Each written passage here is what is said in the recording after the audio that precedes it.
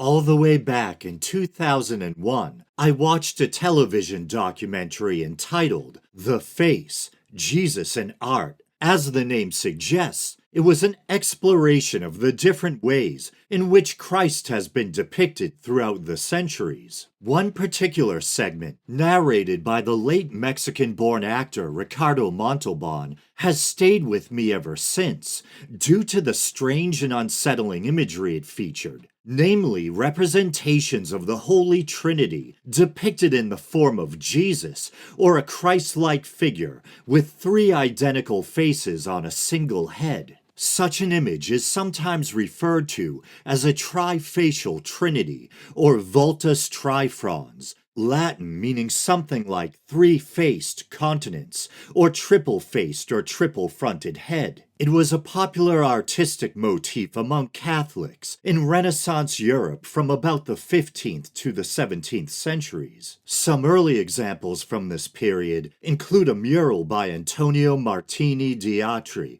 at Artri Cathedral, and a detail from a niche at the Church of Orsan Michele in Florence, Italy, sculpted by Renaissance master Donatello. There was a related motif known as a tricephalic or tricephalous Trinity, where the Christ-like figure representing the Trinity was depicted as having three separate heads.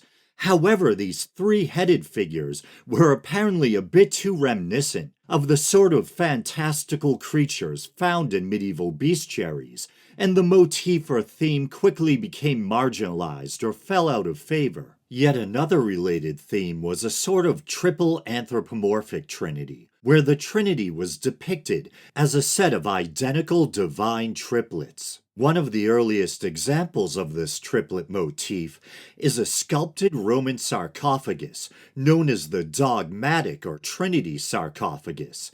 It dates back to the 4th century and is now housed at the Vatican Museum. One of the numerous scenes carved into its exterior depicts the Trinity in the form of three separate yet similar, if not identical, bearded figures, engaged in the act of creating Eve from the sleeping body of Adam. It's known as the Dogmatic sarcophagus because it's believed its carved scenes are meant to illustrate the dogmas of the First Council of Nicaea, including the doctrine of the Trinity. As one might imagine, three-faced or three-headed representations of the Trinity stirred a certain amount of controversy.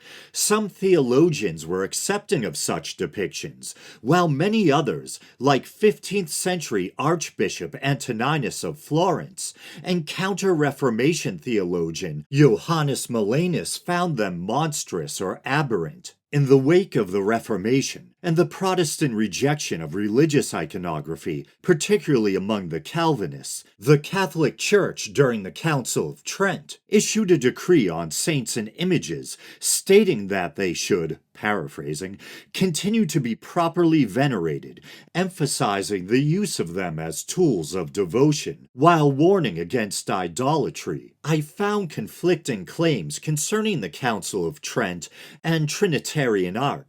On the one hand, some sources claim that the Council denounced trifacial or tricephalous representations of the Trinity, while other sources state that the Council never mentioned Trinitarian imagery specifically. The confusion might lie in the fact that the Council did in its 25th session condemn or prohibit religious art that would be considered either lascivious in nature or disordered. In the invocation of saints, the veneration of relics, and the sacred use of images, every superstition shall be removed. All filthy lucre be abolished. Finally, all lasciviousness be avoided, in such wise that figures shall not be painted or adorned with a beauty exciting to lust.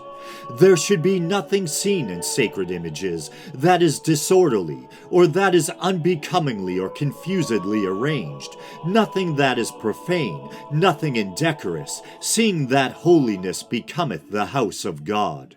So, given how trifacial images were deemed unnatural or aberrant by some, they could have fallen into that latter category without the council naming such Trinitarian depictions specifically. I also encountered the claim that supposedly after the Council of Trent, it had been generally decided that depictions of the Trinity should be allowed. However, in 1628, Pope Urban VIII issued a prohibition against images in which the Trinity was depicted as, in quotes, a figure with one body, three mouths, three noses, and four eyes. It should be noted that in trifacial imagery of the Trinity, for those listening to the audio-only version of the episode, the three faces on one head are usually depicted as sharing four eyes between them. More than a century later, in 1745, Pope Benedict XIV issued a brief entitled Sollicitudini Nostrae, which primarily addressed depictions of the Holy Spirit in art. Images would be subjected to a kind of three-category system, being deemed either approved, tolerated, or prohibited. Images utilizing the triplet motif, the Trinity depicted as three separate individuals of similar or identical appearance, were to be tolerated, while quote-unquote monsters, images of the Trinity as a single being with three heads or faces, were prohibited. Despite the prohibition, the veneration of trifacial images in popular devotion would continue on into at least the 18th century, if not later. There were multiple reasons for the prohibition on trifacial and tricephalic depictions of the Trinity. On the one hand, there was the concern that they might be misinterpreted as a promotion of what's known as tritheism, the belief that the persons of the Trinity were three separate gods, or modalism, the belief that the three persons of the Trinity are simply different modes or manifestations of God, both counter to Christian orthodoxy, which teaches that God, or the Trinity, is formed of three co-equal, co-eternal persons, the Father, Son, and Holy Spirit. The other related concern was that the triple iconography could have possible, perhaps latent or hidden pagan associations. Triple deities or divine triads are a common theme in world religion and mythology. In Greek mythology, there were a number of triads of sister goddesses, such as the Moirai or Fates, the Charites or Graces, and the Erinyes, who are also known as the Furiae or Furies to the Romans. In other cases, there could be a single god or goddess with threefold aspects, such as the Greek Hecate or Roman Diana. Examples from other traditions include the Norns of Norse mythology, a trio of sisters strikingly similar to the Greek Fates. In Hinduism, there is the Vedic Trimurti, a triad of prominent gods, comprised of Brahma, the creator, Vishnu, the preserver, and Shiva, the destroyer. And in Ireland, there was the fearsome triple goddess known as the Morrigan. Another theme that was often incorporated into trifacial imagery was the so-called shield of the Trinity, a kind of inverted triangle, somewhat resembling a knight's shield.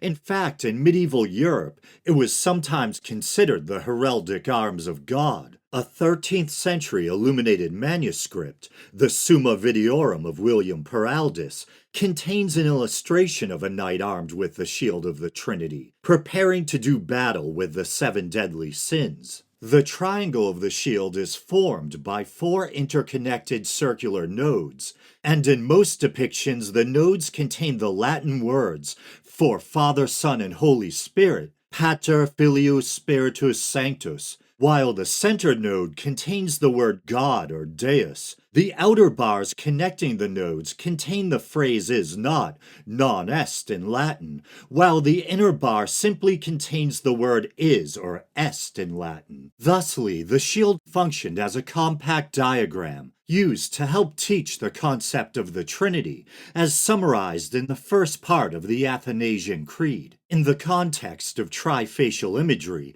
the three-faced figure representing the Holy Trinity is usually depicted as holding or presenting the shield in front of its body. In medieval and Renaissance Christian art, it wasn't just the divine that was sometimes depicted with three faces, but the diabolical as well. Three-faced devil imagery could have been inspired in part by the idea that three-headed or three-faced figures were monstrous or unnatural, one of the very reasons why some had denounced trifacial images of the Trinity, as discussed earlier. Another possible source of inspiration could have been earlier pagan examples of trifacial art. Carved into the facade of the Church of San Pietro in Tuscany, Italy, and dating to the 12th century, there is a set of strange bearded three-faced figures, one located above a particular window and the other below it. The two are connected by vine-like tongues